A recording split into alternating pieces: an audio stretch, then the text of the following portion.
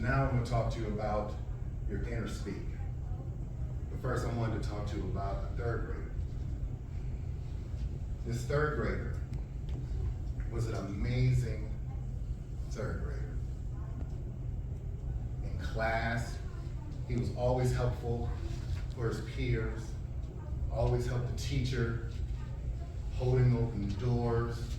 You just tell he just had this great posture about himself, manners, and all of these things.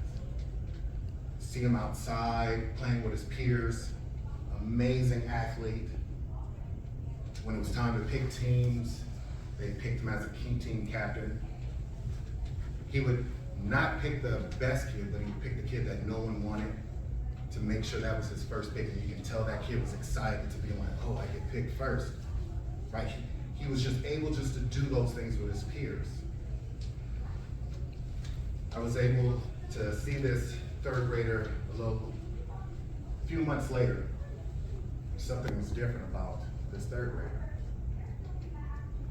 He was very standoffish in his class.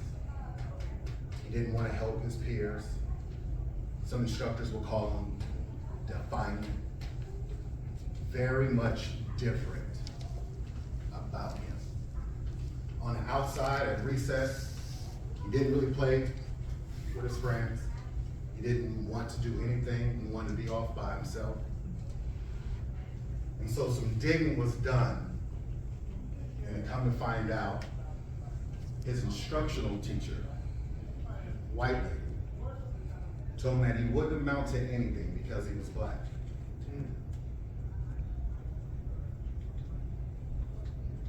How would you feel? Crushed.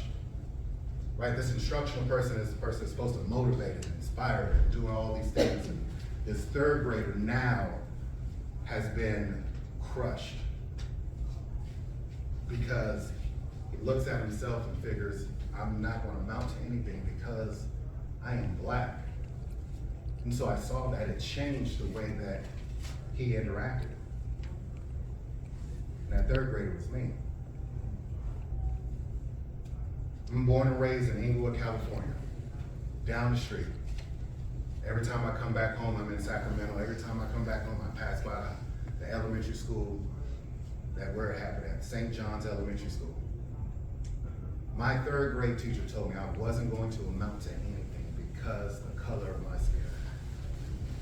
That day, the seed of confusion, the seed of fear,